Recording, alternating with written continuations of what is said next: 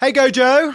Hey Steve, how are you doing? I am very good, talking to you from the other side of the world right now. Before we get started, is it true that the actual Australian Prime Minister is a fan of the Milkshake Man? Yeah, it in fact is. Even me saying that is like, whoa, yeah, he is. He actually is, yes. I haven't spoken to him yet, but I'm hoping it happens before I go to Switzerland. How do you know that he's a fan, by the way? There's a video on social media where he's listening to it in the radio studio, and he's someone else actually put it really well before. He was basically performing the song. So, and he also said it's a hit, which I was like, oh, because he used to be a DJ as well, our Prime Minister, which is so cool. So he's a tastemaker. He knows music. Wait, this has to be a collab, surely. This is the first time there's going to be the Australian Prime Minister involved in Australia's Eurovision, surely.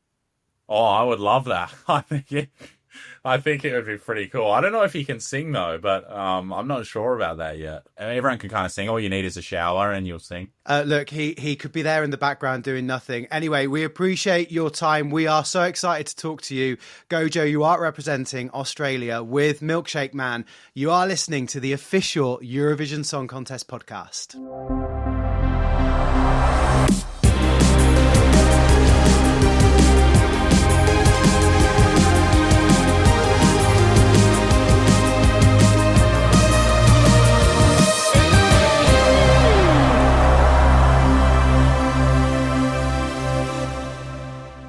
So huge congratulations, Gojo, representing Australia. And I thought you'd appreciate that I am on brand today for the interview. I have a milkshake with an addition. For the benefit of the podcast, there is a bit of broccoli in there. That does make sense, right?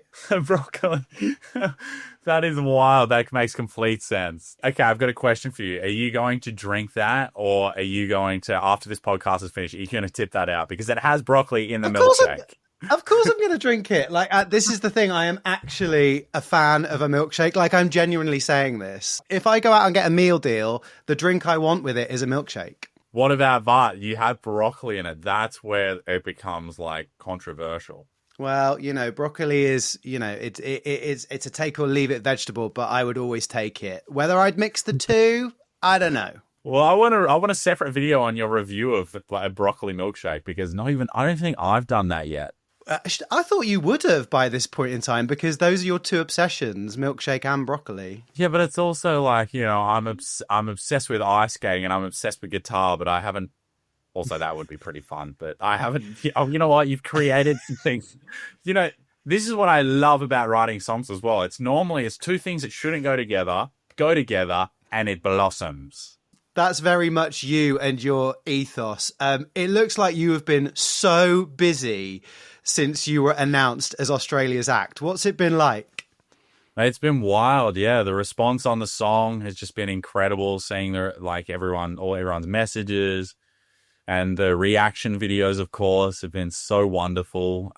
It's been chaotic in the best way ever. It's awesome. This is no shade to your mum, but I saw the video of you telling her, and I wondered, did she know what Eurovision is? Oh, of course. And my dad's French, and my mum has a very rich European history through she's Dutch, and we have a lot of family history in Germany as well, particularly in Hamburg. So yeah, my mum and dad are very well versed in Eurovision, and are huge music lovers in general too.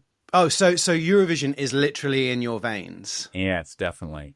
So I've got to ask, what did your mum and dad think of Milkshake Man when you first played it to them? Mum messages me all the time, or she messages just randomly, and she's like, "Oh, I love this song. I've been dancing around the kitchen all day," and I'm just like, it's so sweet to see. Mum and dad, they have such diverse loves for music.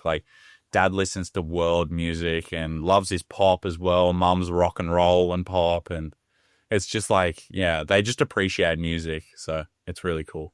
They've been loving it. Would it be true to say you were always born to perform? Yeah, I feel like anyone who I've always loved showing off, and I think it's always been in me since I was a kid as well. I just always loved it, and being the showman. And I think, I think that's something that is pretty necessary in Eurovision as well. Just I mean, it's not like we're playing to our family at Christmas time. We're playing to literally millions of people on a stage to entertain and make sure they're having a fun time. And that's, it's something that I'm very excited for. Although some people would say the tactic is actually to think that you are playing for your family when it comes to the massive stage, the 200 million people watching at home. It might be better to think, oh, there's only mum and dad here.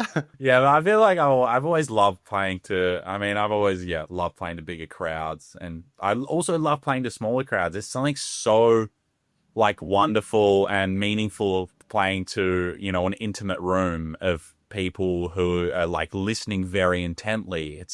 That's probably more nerve-wracking though, also, I would say. What, performing to people when you can see the whites of their eyes?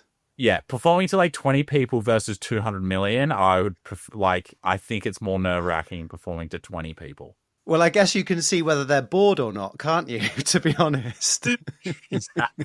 Exactly. When you're performing to a stadium of people, it's more like, people come a little bit more pixelated, but you feel the roar and the energy lifts you from the audience, which is, to me, that helps me perform a lot more. Yeah, and you're going to have a whole stadium of people going yum yum, aren't you? You've got it down already.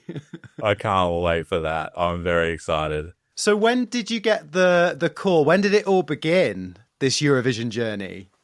Well, it actually all started when I was on tour in Germany, and my guitarist, he swears he doesn't remember this, but he said he just woke up from a nap, apparently. I mean, I was in the car with him, but this is what he said.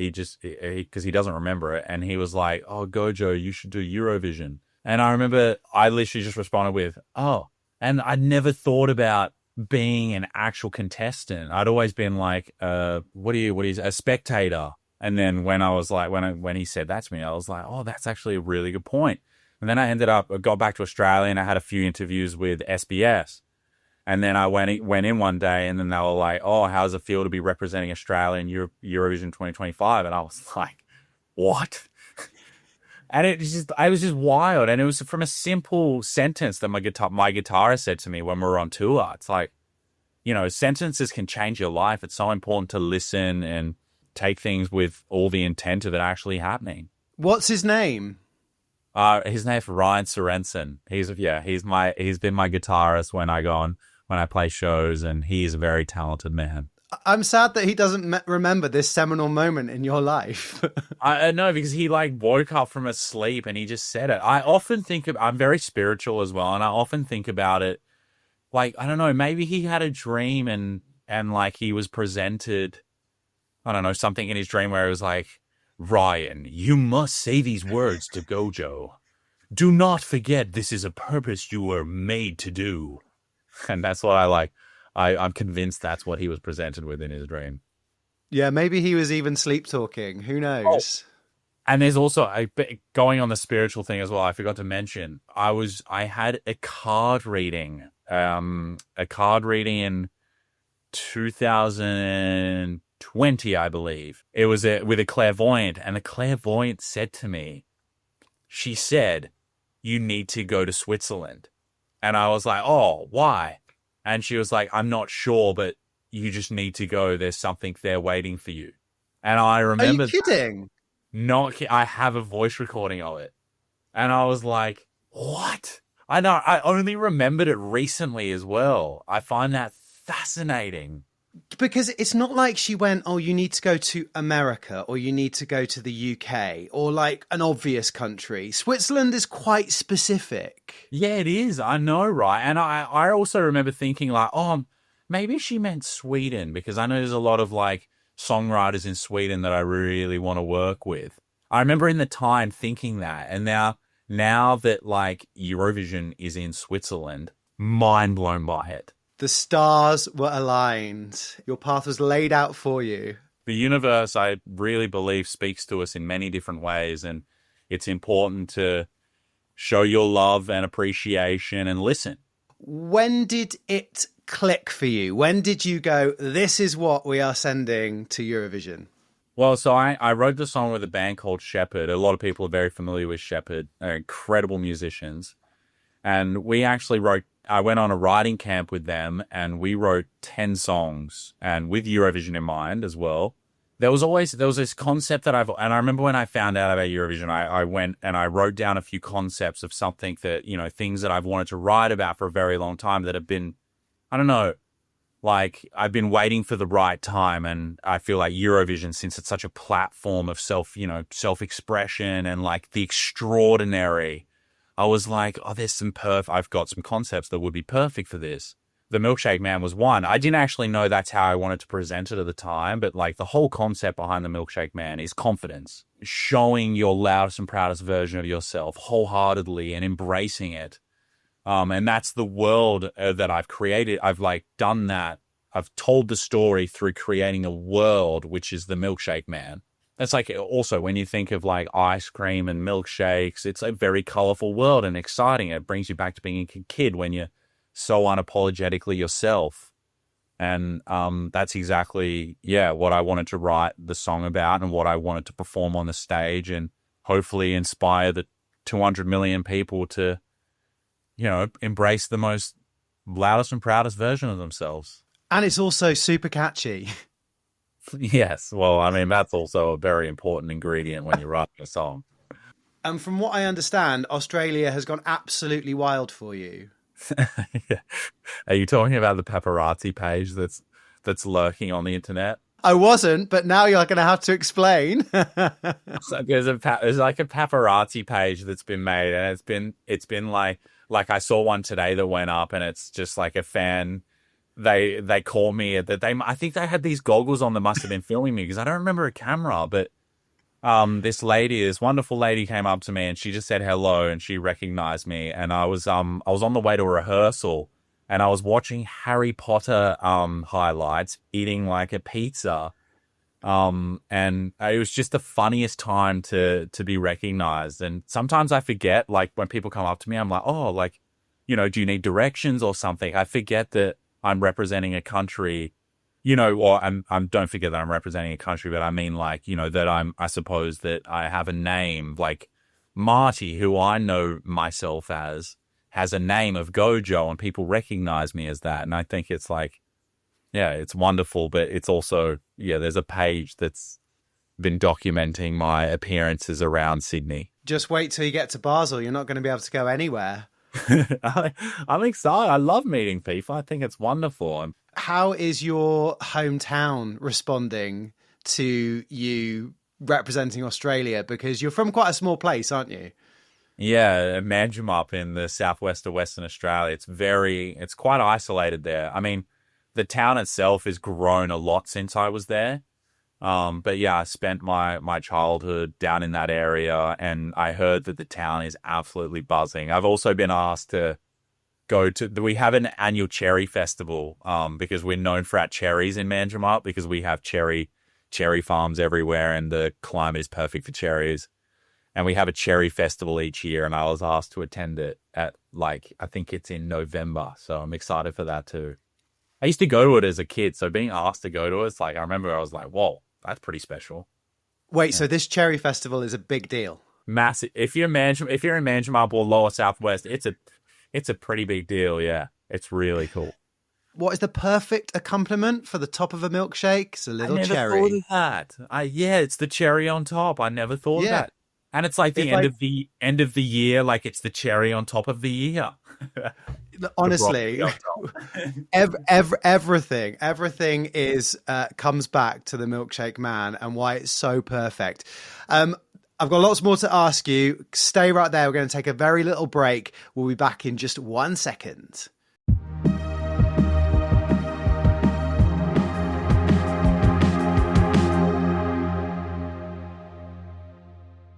Gojo, welcome back. I'm here, loud and clear. We are going to play the World Cup of Milkshake. So this is a bowl, and inside is 8 flavors of milkshake, and we're going to do it like the World Cup, quarterfinals, semi-finals, final, to find out the ultimate. And that is what everyone will know as the ultimate milkshake in the world, all right? And I want instant answers, okay? Here we go. So quarterfinal 1 is between salted caramel and Mint choc chip. Mint choc chip wins. Okay, mint choc chip goes through to the semi-finals. Strawberry, the classic. Vanilla. Oh, this is a clash of the titans. Vanilla every day of the week over strawberry. Strawberry's gone. That's a top seed out of the competition. Banana, another strong competitor. Milk chocolate, another one. This is another clash. Banana. These are like banana. These ones, yeah, banana. I don't really like milk chocolate not too much, nor strawberry, but yeah, banana. Finally, fudge brownie versus cookie dough. Oh, cookie dough. Yeah, okay. Cookie dough because it's variety, vanilla and yeah, cookie dough. Okay, so that's the first round. Semi-final now. I am doing this. This is the most like unscientific thing ever. Semi-final one is mint choc chip versus banana. Mint choc chip. Take it away. Wow. Are you going with mint choc chip? Yeah, wholeheartedly done. Okay, and semi-final 2, cookie dough versus vanilla. Vanilla, bang. So then the final is between vanilla and mint choc chip. Okay, what would you, if you had to guess what I was going to say, what would you go with? Vanilla is another word for being fairly plain and boring, and I don't think you're that, so I would go for mint choc chip. Woohoo! Correct. The winner, mint choc chip. The only thing with mint choc chip, like you can't eat anything afterwards for a little while. It's like when you do your teeth. Do you know what I mean? It's like it takes you out of it. But I mean, like, you typically have mint choc chip. That's normally your finishing like food. You have like the mains, but then you don't typically have anything after a mint choc chip, do you? Is there something you're supposed to have after that? Well, I just don't know. I was thinking if you go out for a little snack and you have a mint choc chip milkshake, you can't have anything for a while. It's there in your mouth. It's like water as well. It ruins water too. Like when you brush your teeth and you have a sip of water, it's not the same. Exactly. So, right, okay, in Basel, we will have a mint choc chip milkshake, or I'll find one for you. All-time favorite. So nothing could beat that. It's funny, you pulled that in the first round as well, and I was like, oh, you're coming home with me. So listen, what are some of your Eurovision memories over the years, whether it's Australia or any other entries? Well, I always date back to my first experience in Eurovision. It was when I was 4 years old. My dad had a VHS of Waterloo by ABBA. And I remember glimpses of it, and I always remember Bjorn's guitar. His the star guitar, where it always reminded me of the comic books. In comic books where there's action scenes and it's like kapow. It's like the bam. Yeah, bam, kapow. Bam. And I always remember seeing that. That was my earliest memory as a kid. And then the obvious ones that he can't forget, like Hard Rock Hallelujah by Lordi. I remember saying that, and I loved metal at the time as well. I very, very much so loved metal, and I remember seeing that and thinking it was the most terrifying, coolest thing I'd ever seen. I think somebody else, I think it was Red Sebastian from Belgium, said on the podcast that Lordi was again their earliest memory and actively terrified them, actually gave them nightmares. Well, that's what I love as well. Things that are so it's impossible to not remember. It's like I feel like everyone who saw that for the first time remembers that and remembers the name, remembers the year, remembers the artist as well. It's like it's one of those performances that are just so memorable and timeless. Also, going back to Waterloo, now that I think about it, there's quite an element of glam rock, isn't there, in that performance? And that's very much you. Do you know what I mean? It's not saying you're Bjorn in like reincarnated through Eurovision, but you do have that glam rock feel. Well, I love the 70s as well. The 70s is just the clothing, the expression, the color. It was funny. I was shopping recently actually, and I said this to my girlfriend. I was like, fashion is really losing its color. There's so much grays and whites and blacks, and you don't see as much like vibrancy and like fun colors and extravagant, just extravagant belts or shoes and unless you go to a costume shop. But the 70s was full of it. The 70s, it was everywhere. And I love that year. Talking the 70s theme, your moustache, probably the best moustache of Eurovision so far this year. Is it insured? Is it insured? What does that mean? It's your superpower, so you need to protect it at all costs. Oh yeah, but I mean, I've done the old like razor and like half asleep shaving in the morning and like realized No, I didn't do the setting on that, and I've just left it as well. So because I can't commit to shaving the whole thing, but that won't be happening again. Have you had any famous faces give you words of support aside from the Australian Prime Minister, obviously? Yeah, I was speaking to Damiem. Everyone knows Damiem, obviously. I was speaking, and she like loves the song and was like loving everything that I've been doing, and I thought that was very sweet, obviously, because she's so iconic in the Australian Eurovision in particular. And I'm trying to think. There's just so much, and it's hard to keep up on everything as well. I mean, I had my like in Western Australia, I had my like the most iconic milk brand message me and asked to collaborate. So that was kind of cool. Talking to the milkshake, obviously, we mentioned the broccoli earlier. Here is the floret. Where did your love of broccoli stem from? It stemmed from my childhood and my dad, the wonderful man he is, making sure that we ate the most organic of vegetables and the greenest of vegetables.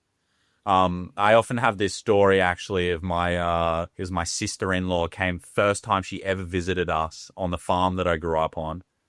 She remembers, she always tells me this story. She walked into the kitchen and there I was just hounding, like, I wasn't just like eating, I was hoovering these things up. 3 gigantic lettuces. That was my lolly, was vegetables, and broccoli has always been my favorite vegetable. And I started handing it out on the street when I bussed through just, I just had the idea of doing it. And I noticed the reaction of people. People were just like laughing and taking photos, and the joy it was bringing to people. It's the same message of the Milkshake Man. It always brings it back to that, just feeling like the happiest version of yourself through all the quirks that you have and embracing them. And it's like, people appreciate it. And I find that I've just had that my whole life. And when I introduce these quirky aspects of my brain, like I see people like it. So it's really cool. Do you get florets thrown at you at your shows? How do you know this? I'm guessing. Do you know it? Oh, really? Oh, I Yeah. thought you'd done a real deep dive and like seen a video of it or something. Yes, it No, happened. I'm just guessing. It used to be really bad. It used to be bad to the point where I remember my first headline show in Sydney, actually. First song, just got on stage, just put my lips to the microphone, took a breath, about to sing the first word of my first song. Bang, there goes a broccoli straight between my eyes. Someone threw it. And I remember that moment. I put something on my story afterwards and I was like, I love the culture around the broccoli, but like, when it gets thrown at you, I don't know, it threw me off a little bit because an emotion, when you hit with something, it's like boo or something. And I remember I was like, oh damn, I was here. I was just so unexpected. So yeah, hit with an emotion, but no, actually hit with an actual broccoli, which, if we're thinking of of what a broccoli looks like, that's hefty. That's got the potential to hurt and potentially maim, Yeah, well, I don't think it obviously wouldn't have been intentional, but even, sometimes when you go to throw something, it can just flick off and ricochet in a way that you didn't intend. But, it's all love. And I love people always bring broccolis and they wave it around. Thankfully, they don't throw it on stage anymore because we'll get into a lot of trouble with the venues too. Because broccoli, when it sits in an environment of unrefrigeration for longer than half an hour, it stinks. Like it smells like a room of like, I don't know, human beings on benders that never had access to toothbrushes. Like it's just, it becomes quite a desolate place. We don't want the broccoli pong. No. And also, I think we should say right now, just for the record, let's please not have people throwing their milkshakes at you either, because that's just a bit too messy. Well, you're not allowed liquid on stage anyway, so you'd probably. I heard it's really hard to get the tickets for the grand final, so you wouldn't want to get kicked out. You are just flat out at the minute, aren't you? Yeah, it's been non-stop, and it's been so fun. I love meeting everyone. Like love the conversations and being asked all these questions. I love it. It's so much fun, and it's an honor to be on podcasts like this. And I really appreciate you having me as well. Oh, we appreciate it too. And I feel I've seen lots of interviews. If I don't do this, I feel like I'm breaking tradition. So, sweet, sweet. Yum, yum. Yeah.